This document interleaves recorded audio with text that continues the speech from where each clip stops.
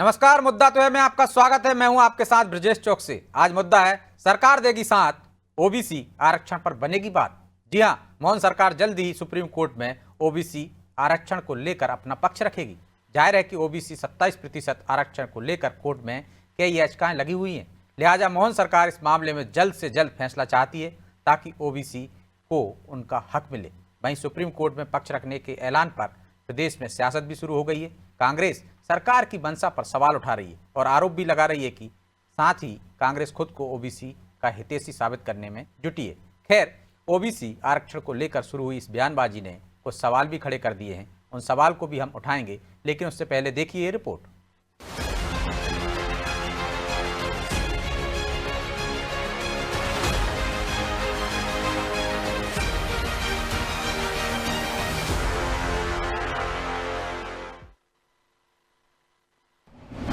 OBC आरक्षण के पक्ष में मोहन सरकार। 27% आरक्षण को लेकर वार पलटवार।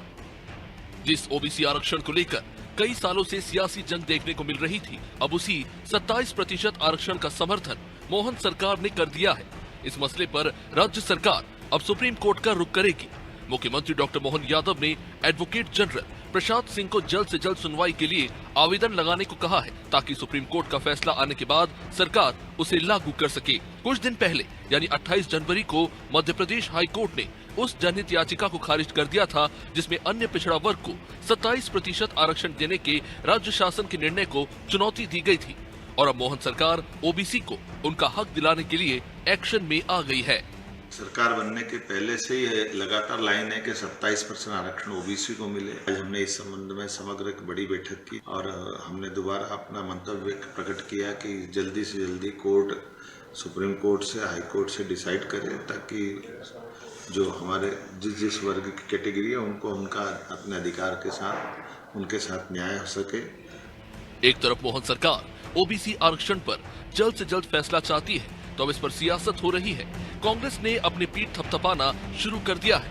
कांग्रेस सरकार की मंशा पर सवाल उठाते हुए आरोप लगा रही है कि ओबीसी को 27% आरक्षण मिले, इसको लेकर कोई ठोस कदम नहीं उठाए गए, जबकि तत्कालीन कमलनाथ सरकार में ओबीसी को उनका हक देने का काम हुआ था।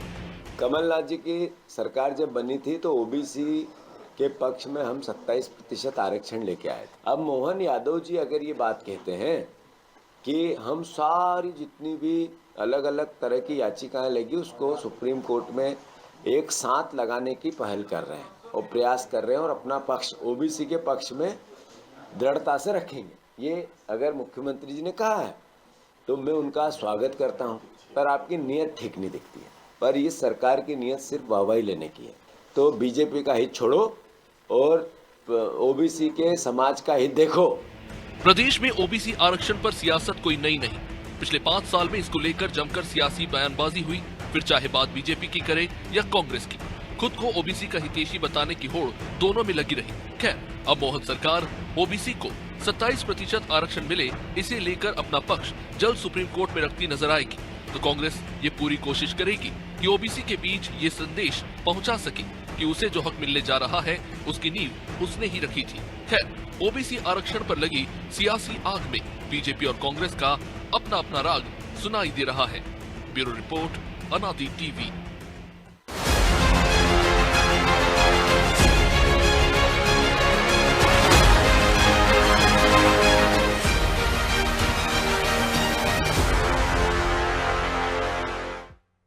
इस मुद्दे पर चर्चा शुरू करें उससे पहले वो सवाल जो जरूरी है। पहला सवाल, ओबीसी आरक्षण का समर्थन करने के पीछे बीजेपी की क्या रणनीति है? दूसरा सवाल, क्या कांग्रेस ओबीसी को 27% आरक्षण देने का रेट ले पाएगी? तीसरा सवाल, आरक्षण वाली इस राजनीति से आखिर किसे फायदा होगा? चलिए इन सवालों के साथ इस मुद्दे पर चर्चा शुरू करते हैं। चर्चा में हमारे साथ मौजूद हैं बीजेपी प्रवक्ता डॉक्टर प्रेम व्यास, कांग्रेस प्रवक्ता राहुल राज और हमारे सहयोगी ध्रुव पटेरिया। व्यास जी, राहुल जी, बहुत बहुत स्वागत है आपका।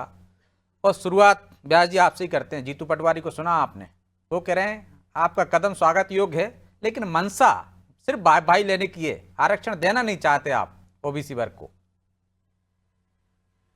देखिए ब्रजेश जी, उन्होंने एक शब्द का प्रयोग करा था, जैसा मैं सुन पा रहा था, नियत नहीं है। अब नियत तो ये जीतू पटवारी जी से पूछा जाए, कमलनाथ जी की नियत अगर स्पष्ट थी, साफ थी, तो उन्होंने कोर्ट में गलत हलफनामा देकर गलत जानकारी क्यों प्रदर्शित करी, या अधूरी तैयारी के साथ उसको लागू करने का प्रयास क्यों करा? यही प्रयास इन्होंने ईडब्ल्यूएस के लिए करा था, सुप्रीम कोर्ट ने उड़ा दिया था। सिर्फ राजनीतिक मंशा की पूर्ति के लिए आनन फानन में किसी बिल को प्रस्तुत करना, उसको मंजूरी देना और उसके बाद में कोर्ट द्वारा उसको उड़ा दिया जाना। गलत जानकारी दी गई, क्योंकि एक सुप्रीम कोर्ट का निर्देशन है, आबादी के अनुसार आरक्षण की प्रणाली व्यवस्था सुप्रीम कोर्ट द्वारा लागू की गई है, उसमें गलत हलफनामा दिया गया, तब कोर्ट द्वारा स्टेट किया गया। और उसके बाद भारतीय जनता पार्टी की सरकारों ने 19, 21, 23 में जानकारी प्रदत्त करी और वास्तविक ओबीसी की जो गणना थी उसको प्रदर्शित करा। और उसी के बाद में आदरणीय हाई कोर्ट ने जो है वो यूथ फॉर इक्विटी की जो उसको जी ब्रजेश जी 2016-17 के बाद में वैकल्पिक व्यवस्था करी गई थी। उसके तहत हमने जो गणना करी थी 18 में, कमलनाथ जी ने उसकी पूर्व में 27% प्रदर्शित करा था। वास्तविकता में लगभग 51% से ज्यादा है, अमूमन 51% से ज्यादा है। विभिन्न विभागों के माध्यम से जो जानकारी प्रदत्त की गई थी, और उसके बाद संभव हो पाया कि यूथ फॉर इक्विलिटी की जो एप्लीकेशन थी उसको निरस्त कर दिया गया। हम जो भी कार्य करते हैं, चाहे वो ST/ST मंत्रालय का अलग गठन हो, चाहे इतनी देरी क्यों हो गई? दलित चैंबर 5 साल से अटका हुआ है मामला, इतना समय क्यों लग रहा है?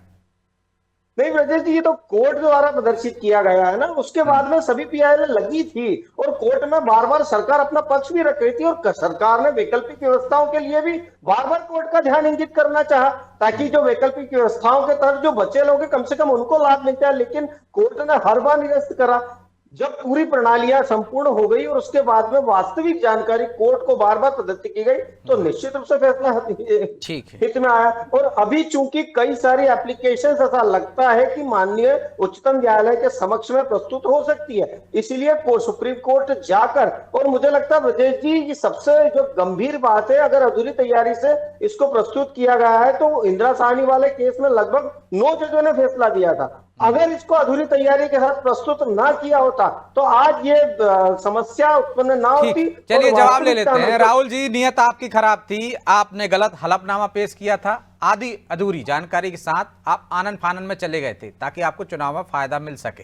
वो पूरी तैयारी के साथ जा रहे हैं और 85 से ज्यादा याचिकाएं जो थी अलग अलग कोर्ट में लंबित थी, उनको सबको सुप्रीम कोर्ट में सरकार के प्रयास से चली गई हैं। वो अब एक साथ सुनवाई होगी और उसकी तैयारी कर रहे हैं, सरकार निगरानी कर रही है, मुख्यमंत्री खुद देख रहे हैं, निर्देश दिए हैं, तो अच्छी बात है ना। अब आपको इसमें नियत में खोट कहां नजर आने लगा? देखिए विजय जी, क्या व्यास जी इस तथ्य को झुठला सकते हैं कि 27% आरक्षण की व्यवस्था कमलनाथ जी ने लागू की थी?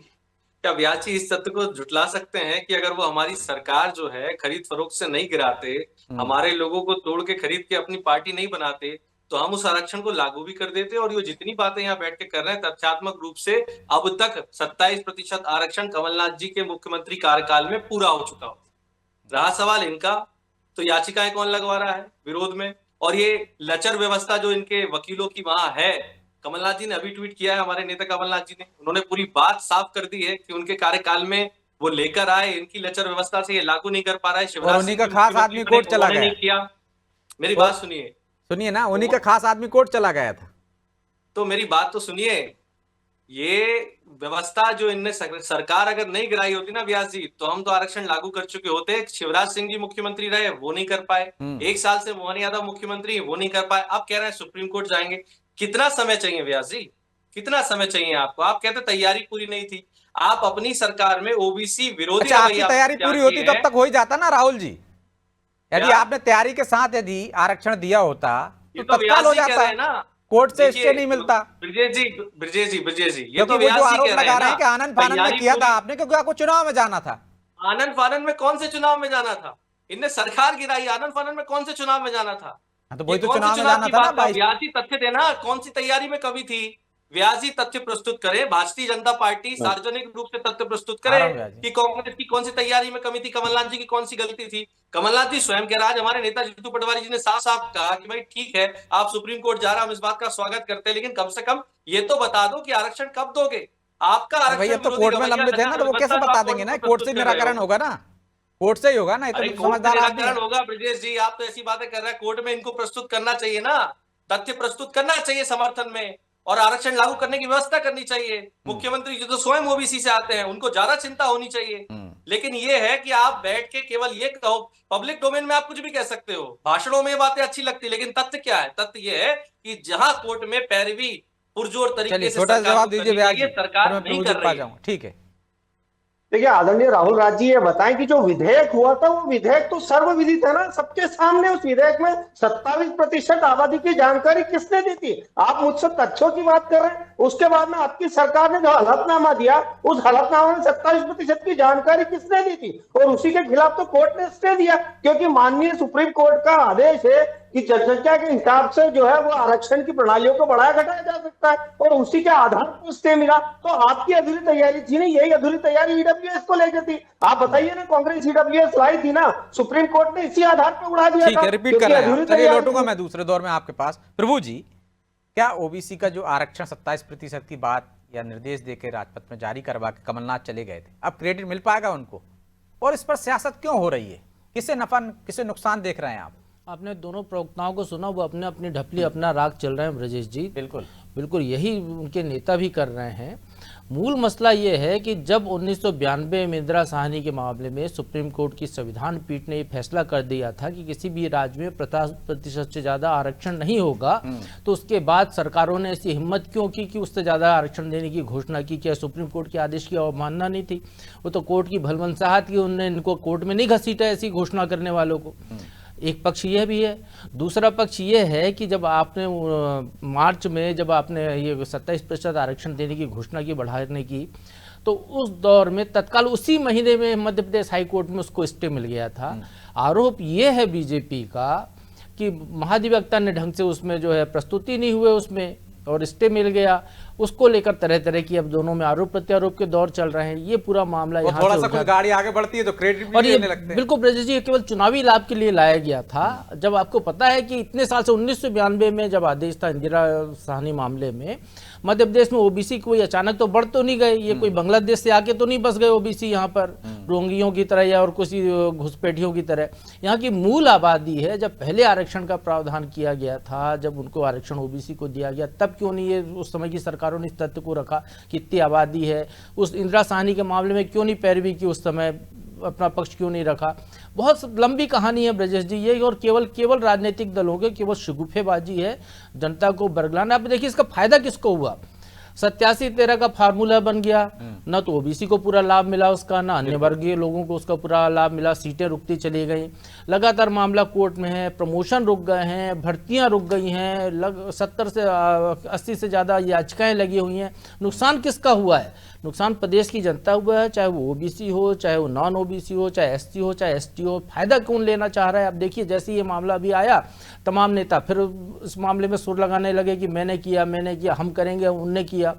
जो प्रेम व्यास जी कह रहे हैं, जो दलीलें दे रहे हैं, नगरीय निकाय और पंचायत चुनाव में जब आपने ओबीसी के आधार पर सीटों के लिए आपने गणना कराई, तो 60% या 51% जो भी आपका दावा है, इतने ओबीसी निकाल लिए आपने। जो आपके ओबीसी आयोग के अध्यक्ष थे, उन्हें अपने जिले में 60% से ज़्यादा ओबीसी कर दिए। अपने जिले में उन्हें सारी सीटें ओबीसी के लिए रिजर्व करा ली, चुनाव करा लिए। नतीजा क्या निकला? इसका फायदा क्या हुआ? वो खुद विधानसभा का चुनाव हार गए। वस्तु स्थिति ये है ब्रजेश जी कि आपने अपने अपने हिसाब से कलेक्टरों से फैसला करा लिया। कोई जनगणना जो है केंद्र सरकार की उसमें पैमाने पे तो हुई नहीं थी वो। जो जनगणना के पुराने आंकड़े हैं, आपकी सरकार थी, आपने हिसाब से अपने वो बढ़ा लिए। तो कुल मिलाकर इसको किसी का फायदा नहीं इस पूरे झगड़े में। सुप्रीम कोर्ट की जो पहले का जो निर्णय है वो सामने है। सुप्रीम कोर्ट के आगे अभी याचिकाएं लगी। इस पूरे मामले में यदि आरक्षण बढ़ाना है तो ये काम कर सकती है देश की संसद। आपकी सरकार है, बीजेपी की बहुमत की सरकार है, तो आप वहां पर आरक्षण का ले आइए बढ़ाने का।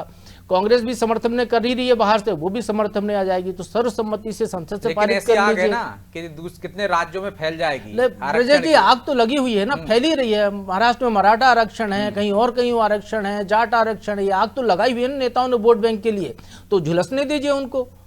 क्या फर्क पड़ रहा है? आम जनता की 2-4 शहीद हो जाएंगे आम जनता के लोग, लेकिन एक सही निर्णय पर तो देश पहुंचेगा, क्योंकि भला ना तो ओबीसी का हो रहा है इस पूरी लड़ाई में। चाहे मध्य प्रदेश की देख लीजिए आप, पीएससी की परीक्षाएं लंबित हो रही हैं, ओवर एज हुए जा रहे हैं, स्कूल की कॉलेज की भर्तियां नहीं हो रही हैं, टीचर्स की भर्तियां नहीं हो रही हैं, दिन रात लोग सड़क पर प्रदर्शन कर रहे हैं भर्तियों को लेकर, और नेता केवल अपना राग अलाप रहे हैं जिनको ये लड़ाई लड़नी है। तो राग अलापा जा रहा है राहुल जी, और आप ऐसा दंश दे गए जिससे भला तो हुआ नहीं और बुरा और हो गया। आपने कोर्ट में सही से अपना पक्ष नहीं रखा, आधा अधूरा किया, चुनावी लाभ के लिए लाए थे, फायदा होना चाहिए था लेकिन नुकसान हो गया उस वर्ग का, और अब इतने में भी आप श्रेय लेने की होड़ कर रहे हैं, भाई हमने किया तो है ही नहीं, किसी ने अभी हुआ ही नहीं है, नुकसान और हो गया। विजय जी, बात श्रेय की नहीं है, बात ओबीसी वर्ग के उन्नयन की है। हम तो कहते हैं भारतीय जनता पार्टी को इतनी तकलीफ है तो वो कहते हैं कि 27% आरक्षण देने की मंशा उनकी नहीं है, वो विरोध करें इस बात का, खुल के कहें कि नहीं देना चाहते। कांग्रेस ने अगर कोई काम किया तो अच्छा किया है ना, और हमारे नेता आदरणीय राहुल गांधी जी कह ही रहे हैं कि जातिगत जनगणना अच्छा उनकी करना प्रमुख क्या हुआ? पड़ेगी। तो अरे बोलना हुआ ना। राहुल जी, जब सुप्रीम बात कोर्ट की सुनिए। गाइडलाइन थी उससे बाहर हटके कैसे आप अच्छा कर सकते हैं? मेरी बात सुनिए, जब कैप लगा तत्कालीन हुआ है तो मुख्यमंत्री कैप ने- हटाने के लिए जो तत्कालीन तरीका होगा वही तो मुख्यमंत्री ने अपनाएंगे ना। सारी बातें चर्चा करके उस कानून को बनाया, कमलनाथ जी मुख्यमंत्री थे, सबके साथ बैठ के उस चीज को देखिए। पटेरिया जी ने एक बात बड़ी अच्छी कही, सेंसस नहीं हुए, तो हमारे नेता आदरणीय राहुल गांधी जी कह ही रहे हैं कि जातिगत जनगणना होनी चाहिए, उसका भी विरोध भारतीय जनता पार्टी कर रही है। कोई भी बात जो पिछड़ों के अंतिम पंक्ति में व्यक्ति जो खड़ा है, अरे उसके राहुल उन्नयन की जी, बात आएगी आपकी तो सरकार भारतीय जनता यूपीए पार्टी को सबसे सरकार पहले में दिक्कत जातिगत होगी। जनगणना हो चुकी है, आंकड़े जारी नहीं किए थे आपकी सरकार ने, उसी आंकड़े के आधार पे कर लेते तो मध्य प्रदेश के ओबीसी आज सड़क पे तो नहीं मारा फिर रहा होता। पटेरिया जी, आपने बड़ी अच्छी बात कही कि इनकी सरकार डबल इंजन की है, दोनों जगह उनको सेंट्रल में लाके पास कर लेना चाहिए, तो इस पे भी व्यास जी से जवाब ले लीजिए। तो आपकी संसद चल रही है राहुल जी, संसद चल रही है, कांग्रेस संसद में प्रस्ताव रख दे, समर्थन कर देगी बीजेपी, पारित कर लेते हैं। लेकिन जब जनता के हित की कोई बात होती है तो उसमें तमाम हित की तब होती है ना राहुल जी, पूरी नियत से साफ से आए हैं अपन, तब जाके लागू होता है ना। जब आपको मालूम है कि इसमें लागू हो ही नहीं पाएगा तो आपने बस एक कांग्रेस उनके साथ आदेश दे दिया, आदेश निकाल दिया। भारतीय जनता पार्टी लागू करे, भाई जो कोर्ट का नियम था पूरी उसका तो तरह से पालन उनके करना साथ थी है। ना। और संसद में भी अगर वो 27% आरक्षण लाएंगे तो उसके लिए भी कांग्रेस साथ है। हम तो कह रहे हैं लागू करें ना, हम कब विरोध कर रहे हैं? भारतीय जनता पार्टी 27% आरक्षण ओबीसी वर्ग को दे, कांग्रेस उनके साथ है, करे तो सही लागू, मना थोड़ी कर, हम थोड़ी विरोध कर रहे हैं।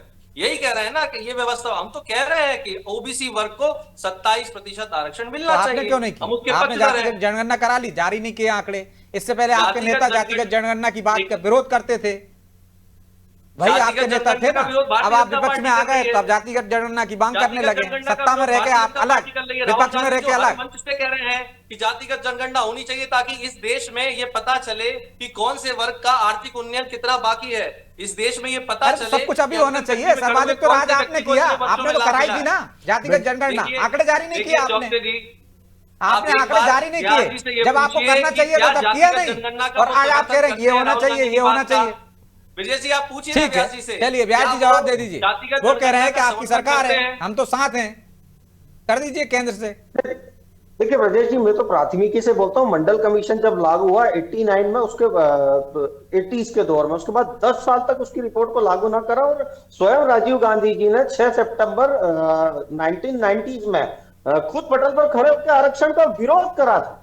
ये अभिभाषण उनका दर्ज है, और उसके बाद में SC मंत्रालय का अलग गठन, और हमने कहा कि हम सार्थकता के साथ में जो भी नियम लेके आएंगे वो निश्चित रूप से उनके हित के लिए होगा। उसके बाद दलित चैंबर ऑफ कॉमर्स का अलग गठन करने की बात हो तो निश्चित रूप से जो भारतीय जनता पार्टी ने कार्य करे वो पूरी तन्मयता से करें, और ताकि उसमें सभी को, वंचितों को लाभ मिल सके। आदरणीय राहुल गांधी जी सक्रिय राजनीति में लगभग 2004 से 2019 तक उन्होंने जातिगत गणना की बात क्यों नहीं करी? 2011 में कंप्लीट कराने के बाद में अपने कांग्रेस समर्थित राज्यों में उसको लागू क्यों नहीं करा? वहीं एक राज्य उनका जहां पर 2 उप मुख्यमंत्री और मुख्यमंत्री दोनों आमने सामने होकर कह दिया है कि किसी भी स्थिति में हम हमारे राज्य में लागू नहीं होने देंगे। कांग्रेस समर्थित राज्य, हमने कहा कि 2018 के बाद से निश्चित रूप से 1 लाख से ज्यादा जातियां उसमें निकल कर आई थी, और यह संभव ही नहीं था कि उस दौरान, जिस दौरान कांग्रेस ने 2011 में उसको लागू करने की चेष्टा करी हो या सिर्फ बात करी हो और चुनावी एजेंडे के तहत भाई वो नहीं करना चाह रहे हैं ना, आप तो करना चाह रहे हो ना व्यास जी, आप करना चाह रहे हो तो आप कर दीजिए। भाई मान लिया कि वो नहीं करना चाह रहे हैं, उनकी नियत नहीं है, आपकी नियत तो देख है ना। इसीलिए तो कहा है कि जब हम करेंगे तो ईडब्ल्यूएस की तरह करेंगे, ताकि उसको किसी भी कोर्ट में किसी भी तरह का चैलेंज ना मिल पाए। व्यास जी, आपकी सरकार ने एट्रोसिटी एक्ट में सुप्रीम कोर्ट के आदेश के खिलाफ जो है संसद में प्रस्ताव विधेयक पारित करा के निर्णय ले लिया। उनकी सरकार ने शाहबानो मामले में वैसे ही निर्णय ले लिया था। तो अब दोनों मिलकर संसद में प्रस्ताव ले आइए ना ओबीसी के आरक्षण के लिए। कांग्रेस प्रस्ताव ले आए, बीजेपी समर्थन कर दे, या बीजेपी प्रस्ताव ले आए, कांग्रेस समर्थन कर देगी। समस्या का समाधान हो जाएगा, जो लड़ाई लड़ रहे हैं ओबीसी का भला हो जाएगा। महिला आरक्षण को लेकर जब बात हुई थी तो वर्षों से लंबित थी ना, उसको भी हमने पूर्ण करने का कार्य करा, लेकिन एक कंप्लीशन के दौर के बाद में, और उसके बाद में हम कह रहे हैं ना, और पूर्व में आदरणीय अमित शाह जी स्वयं कह चुके हैं कि पूरी तैयारी के साथ लागू करेंगे, सिर्फ राजनीतिक लाभ आने के लिए। वास्तविकता में उन चलिए लोगों को, इंतजार करते हैं कब तक इसका लाभ लागू होता। बहरहाल अभी हमारे पास समय नहीं, इसलिए चर्चा को यहीं विराम देंगे। आप दोनों का बहुत बहुत धन्यवाद। निश्चित तौर पर आरक्षण की आग भड़की हुई है और राजनेता ऐसे भड़काने में लगे हुए हैं। वो एक तरह से घी डालते हैं उसमें आग में, लेकिन फायदा किसी का नहीं है, नुकसान होता जा रहा है।